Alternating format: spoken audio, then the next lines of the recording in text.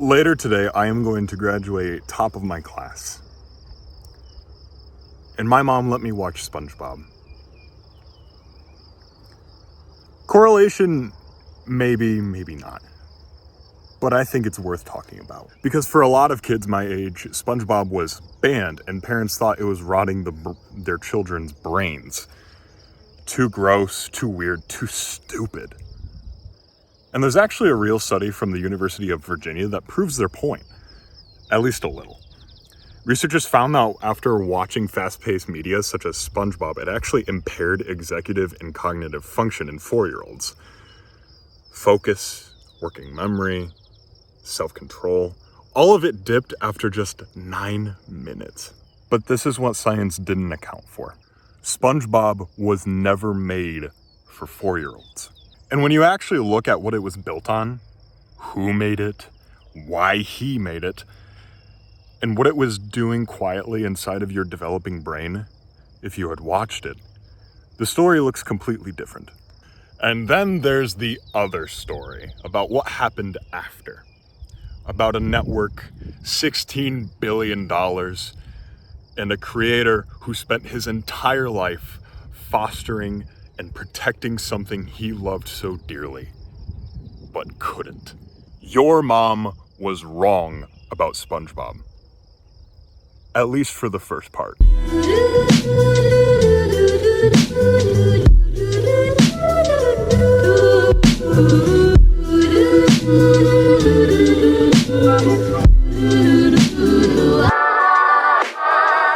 Okay, so let me show you what I actually mean. I'm about to analyze SpongeBob like it's an HBO drama, so bear with me for a second. Point 1. The show was written for adults first. Hillenburg's writing room included people who were in their 30s and 40s and who were drawing Charlie Chaplin, or Laurel and Hardy, Jerry Lewis, Pee Wee Herman. I didn't know any of these names before I started my research. Hillenburg literally took his writing team to watch Jerry Lewis perform live as research. He wanted SpongeBob to have a naive, well-meaning energy that undoes more cynical characters. Squidward. That's not a children's TV concept. That is a comedic archetype with a century of history behind it. The result was a show that operated on at least 2 levels simultaneously.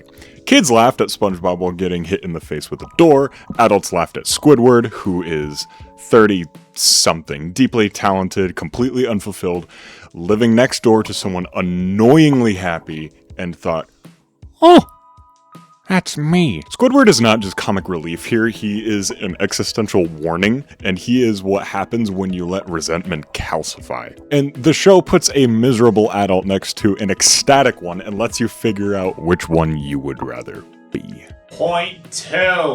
SpongeBob modeled failure better than almost any show on TV. So now let's talk about the actual meat and potatoes that is SpongeBob's character arc across his golden era, seasons 1 through 3. SpongeBob fails constantly.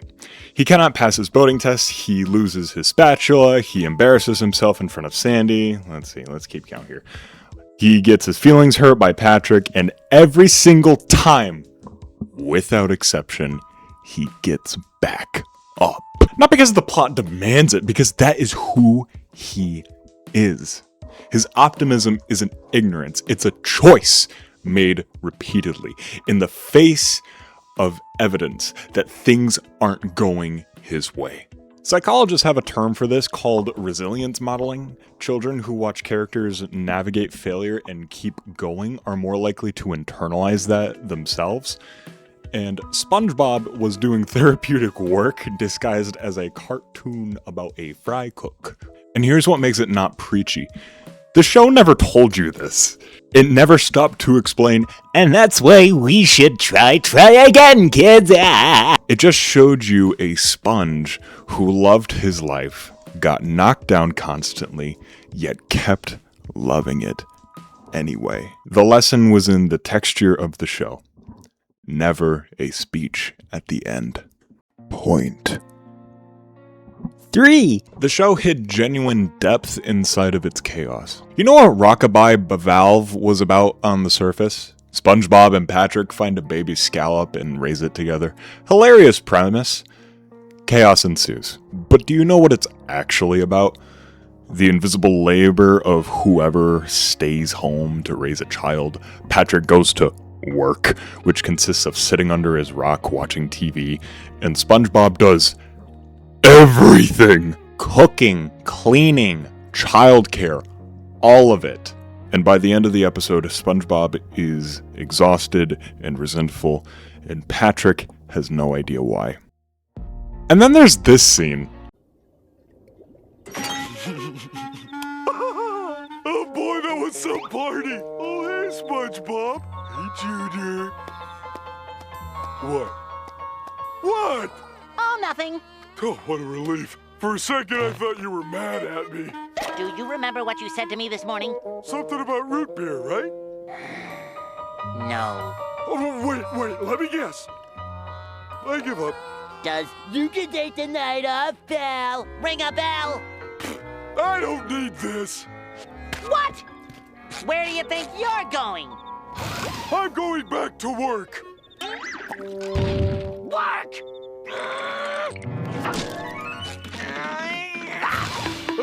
He got hit in the head with 2 coconuts. So, this is work? You know, it's not as easy as it looks. Sometimes I gotta move the antenna, sometimes I lose the remote, and sometimes my butt itches real bad. Oh, you poor thing. By the way, you forgot your briefcase. Oh, so this is the thanks I get for working overtime.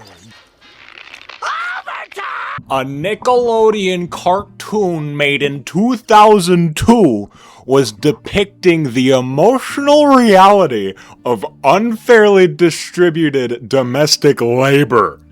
For children who didn't get the subcontext, it was funny, but for adults who did, it was a mirror. Band Geeks Season 2 rated 9.8 on IMDb, widely considered to be the best SpongeBob episode of all time, and one of the single greatest animated shows in history.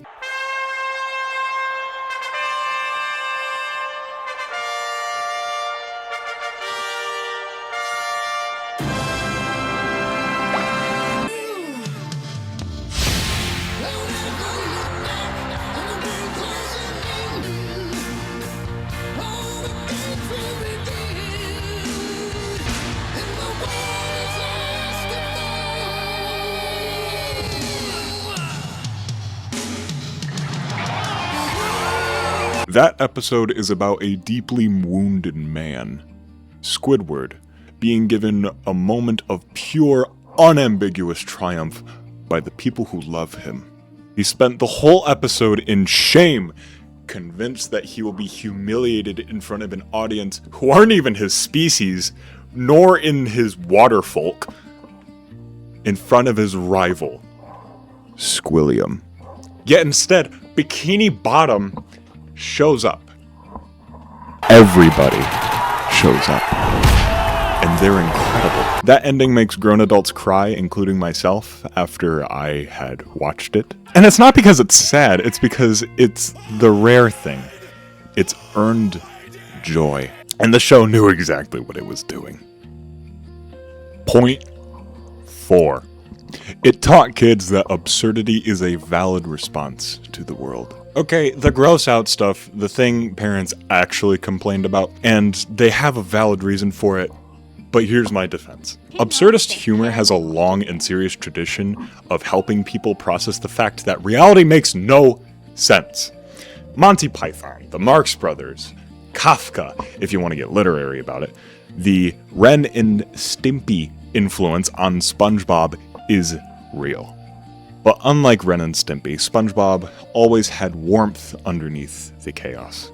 The weird, gross, unhinged moments never felt mean. They felt as if it was the ocean itself.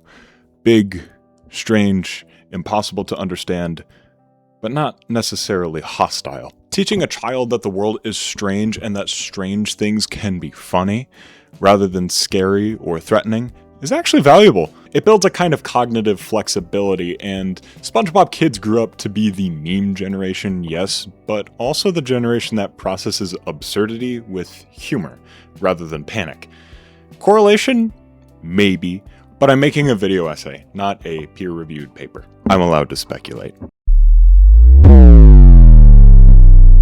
In 2004, Stephen Hillenburg directed the SpongeBob SquarePants movie. He intended it to be the series finale, 3 seasons, 1 movie, end of story. He did not want SpongeBob to, and I'm quoting here, jump the shark.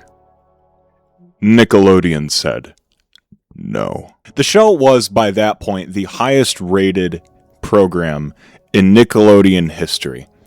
It had generated hundreds of millions of dollars, and Hillenburg resigned as showrunner rather than continue against his vision for the show. He was followed by many of the original writers and storyboard artists, the people who had built 3 perfect seasons, the people who wrote Band Geeks, Chocolate with Nuts, Pizza Delivery, walked out with him. A new team took over, and seasons 4, 5, and 6 began.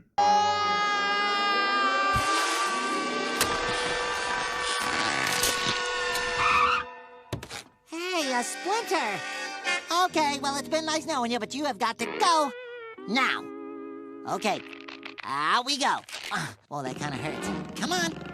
Oh, that really hurts. Oh, barnacles, this hurts! The change wasn't subtle. The pacing became more fast, more chaotic, less methodical, less heartwarming. The humor leaned harder into gross-out shock moments without the underlying warmth. The characters started to flanderize, a term that comes from The Simpsons, meaning a character's personality collapses into a single, repeatable trait. Patrick, who had once been a lovable, occasionally wise idiot, just became an idiot. Mr. Krabs, who had been funny in his greed, became cruel in it. SpongeBob's boundless optimism started to tip from endearing into grating. Season 6 is where most fans placed the door. The bad episodes began to outnumber the good ones. Episodes like The Splinter, which is genuinely unwatchable, replaced the layered storytelling of the golden era with the shock value that served no purpose. And Nickelodeon wasn't done. By 2024, SpongeBob alone had generated $16 billion for Nickelodeon in merchandising revenue. $16 billion. It is one of the highest grossing media franchises of all time, on par with brand recognition of Mickey Mouse and Hello Kitty. Mickey Mouse! That number tells you everything you need to know as to why Nickelodeon could not let Hillenburg end the show. In 2019, 3 months after Hillenburg died, Nickelodeon's new president, Brian Robbins, announced plans for spin-offs. Camp Coral, The Patrick Star Show, multiple streaming films, Plankton movie, a Sandy Cheeks movie that leaked on Twitter before it was released. There are now 16 seasons of the main show, and counting. Hillenburg had been quoted in interviews saying that he didn't want to see potential spin-offs. His longtime storyboard collaborator, Paul Tibbitt, went on record saying Hillenburg used to joke that the day they wanted to make a SpongeBob baby, or SpongeBob babies, was the day he was out. Camp Coral features a 10-year-old SpongeBob. The very concept Hillenburg refused when Nickelodeon demanded it in the 90s, before the show even aired, is now a spin-off series. Now, to be fair, it was later confirmed that Hillenburg knew about the Camp Coral concept before he died in 2018, and it's possible his views had softened.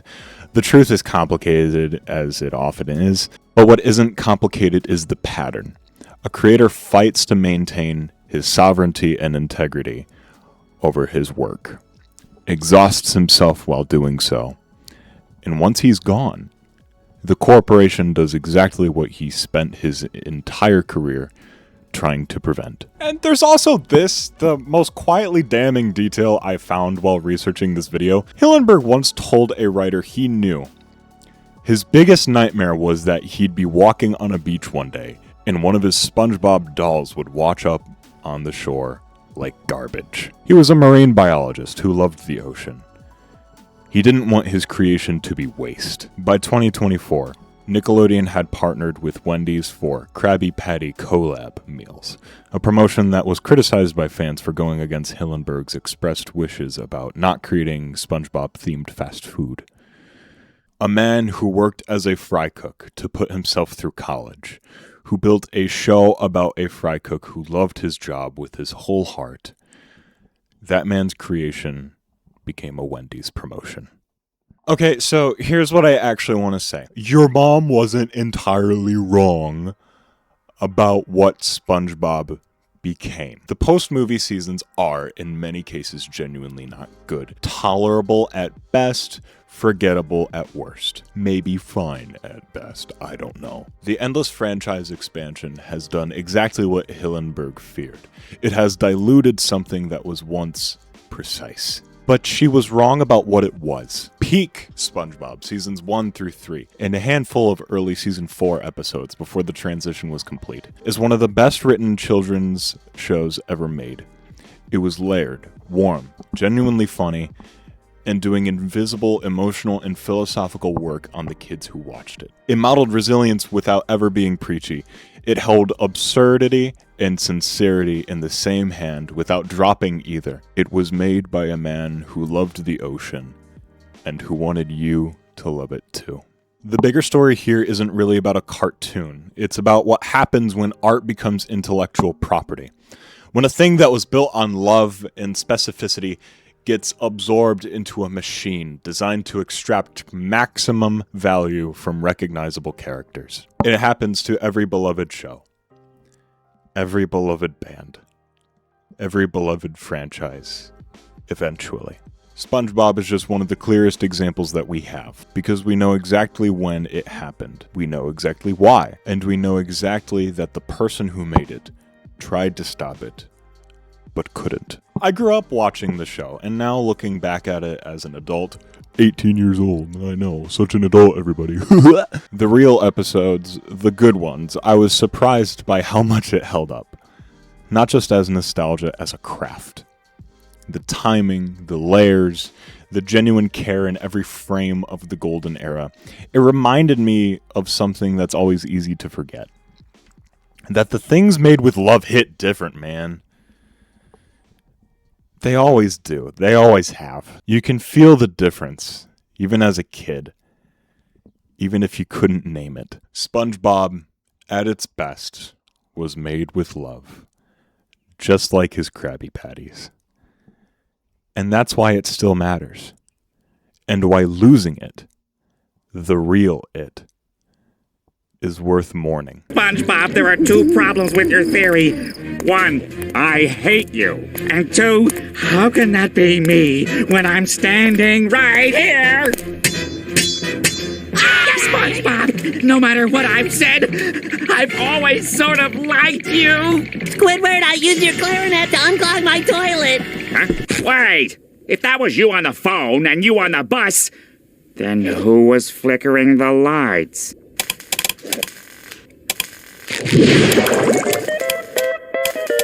Nosferatu! So your mom should have let you watch it. Just like maybe stop around season 3.